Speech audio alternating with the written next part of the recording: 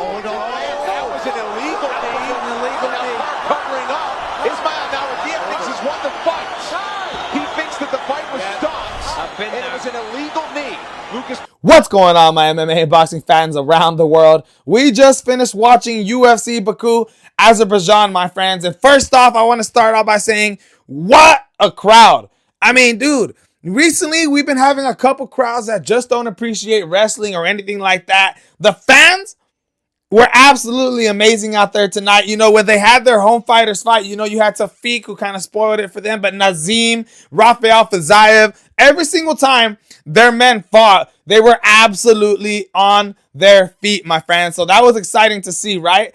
I want to start off with talking about the main event. Khalil Rountree just absolute beat the crap out of Jamal Hill for 5 rounds in another decision win, my friends. Hey, from last card, coming into this card, we had 13 decisions in a row, my friends. I mean, come on. If it wasn't for Nazim absolutely breaking that train, we had 13 decisions in a row, guys.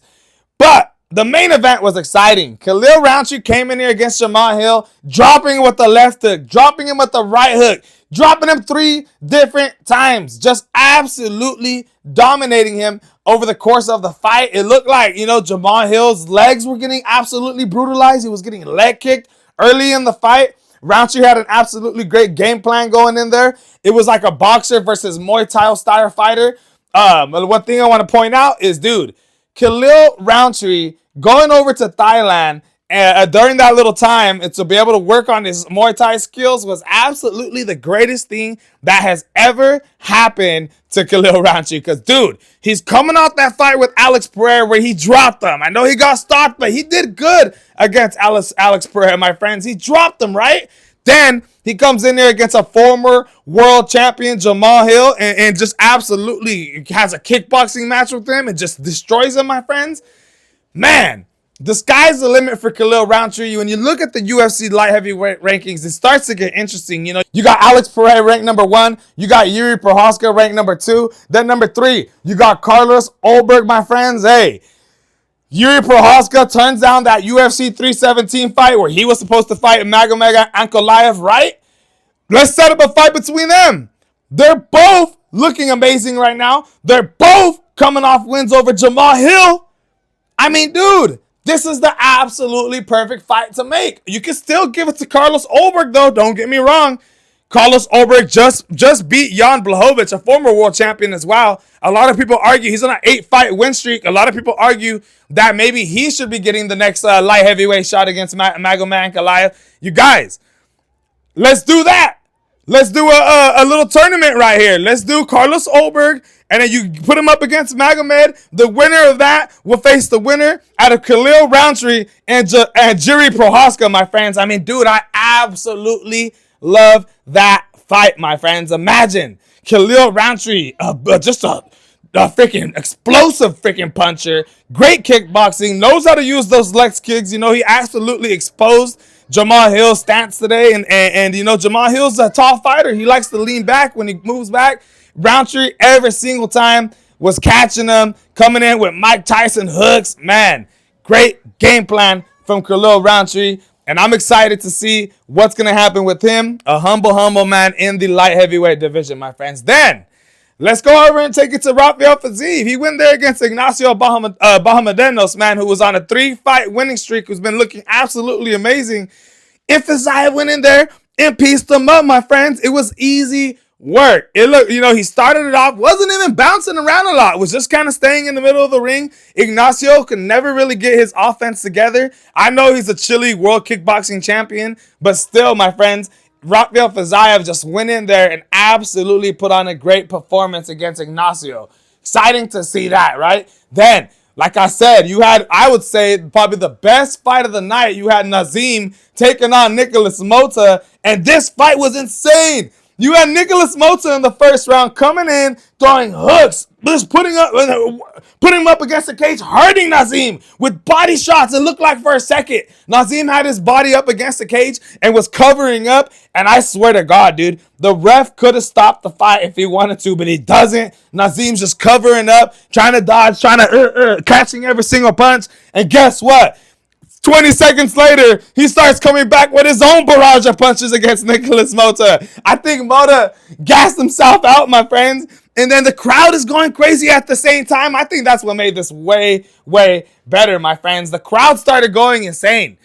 Once the crowd started screaming, you started seeing people run around everywhere. Everybody was chanting Nazim's name. Nazim started getting the power of the crowd. In comes the second round. And my goodness, bro. Nazim looked like Aaliyah Topuria in there. I'm not even playing around. His striking, it was beautiful to watch, bro. The way he keeps his hands up, the way he ducks and stuff, the way he punches. It is beautiful work. He gets in there and absolutely kills your boy Nicholas Mota with a left-right hook. Drops him. The crowd goes absolutely insane. Like I said, dude, UFC Baku, Azerbaijan, fan-wise, was absolutely amazing, dude. They show out for their fighters, dude. And I think the UFC is definitely gonna be going back there, right? And then, you guys know we had to have some controversy when it comes to the UFC fights, my friends. Ju Young Park versus Ismael. Ismael becomes the first fighter, I believe, in UFC history to get deducted 2 points in one round. Let me break it down to you, my friends. In the first round, Ismael comes out looking absolutely amazing, like a world-class kickboxer, lighting up Ju Young Park. Maybe in the last minute of the first round, Ju Young Park starts to come back a little bit, right? But in the first round, your boy Ismael eye-poked Ju Young Park. He eye-pokes him. All right, maybe it's an accident, whatever. Here comes the second round. In the first minute of the second round, Ismael eye-pokes him again. You're thinking, whoa, wait a minute, my friends. Are they going to deduct a point? They don't. They just give him another warning, and then they get into a little scramble. And Ju Young Park ends up on the floor. He's trying to get up. He's a grounded opponent, and as he's trying to get up, Ismael lands an absolutely massive knee, my friends, and it wobbles the hell out of freaking Ju Young Park. He flies back. Boom. The ref instantly comes in and tells Ismael to get off, and Ismael runs to the top of the cage. He thinks he won the fight. He's already celebrating. Guess what? It doesn't end up happening. But the thing is, Ju Young Park's eye, as he's laying up against the cage, it was so messed up. His eyes were at the same height in the beginning of the fight. But after that knee, it literally fell 2 inches, my friends. It swelled up. It closed. I'm not even playing when I say his eye looked like it dropped 2 inches. That's literally how it looked. I thought the doctors were going to stop it. They don't end up stopping it. And right in the second round, right when the doctor tells him carry on with the fight and the ref starts the fight, your boy Ju Young Park just comes back and absolutely dismantles Ismael over the course of 3 rounds, my people. And hey, that was an absolutely fantastic win for Ju Young Park. It was amazing to see him not quit. There's a lot of fighters that would have just sat down and took the DQ, which it could possibly happen, but not Ju Young Park, man. You know, in UFC Baku, Azerbaijan, a lot of people paid a lot of money for those tickets. Absolutely shout out to your boy Ju Young Park for that win. And one last thing that I want to talk about when it comes to UFC Baku, Azerbaijan, that was stood out to me. A moment when we need UFC heavyweights to shine. Muhammad Usman goes in there against Hamdi Abdul Wahhab. And let me tell you guys, man, I had an interview locked in with Hamdi Abdul Wahhab. We were supposed to do this interview together.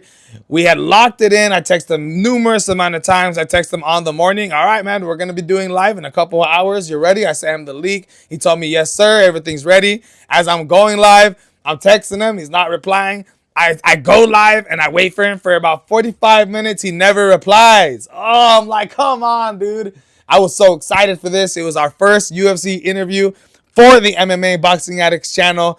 And I texted him about a couple more times, 3 more times. He still wasn't replying to me. And that was it, man. I think yesterday I texted him I finally put good luck, and he finally liked it after about 6 messages on just wondering why he lagged on me, right?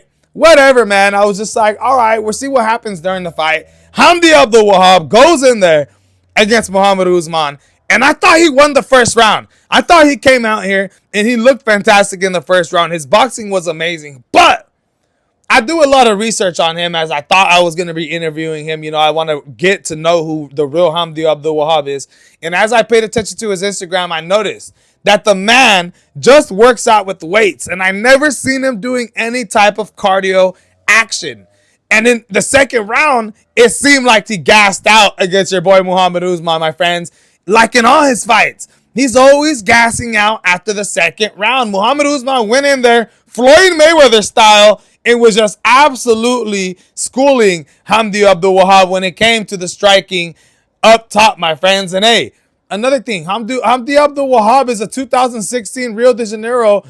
He took fifth in the Olympics, my friends. You know, he's also a silver medalist junior world champion, my friends. I mean, dude, you would think that he would try to, you know, put and try to emphasize his wrestling in this game, this match, and it didn't come.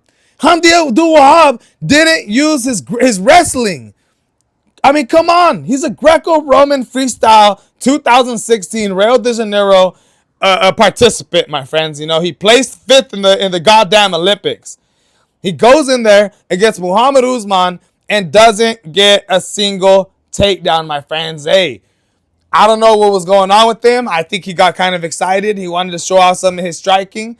It wasn't the most exciting fight, but shout out to Muhammad Usman for absolutely getting it done. Hamdi Abdul Wahhab, man, he got a lot of things to work on. Hopefully he looks at this moment and he thinks to himself, you know what? He's right. I need to go running. I need to go work on my stamina, and I need to go running because there's hundreds of millions of people that are looking up to you, and this is no joke, my friends. Hey, this is the MMA Boxing Addicts channel, and I'm out, my friends.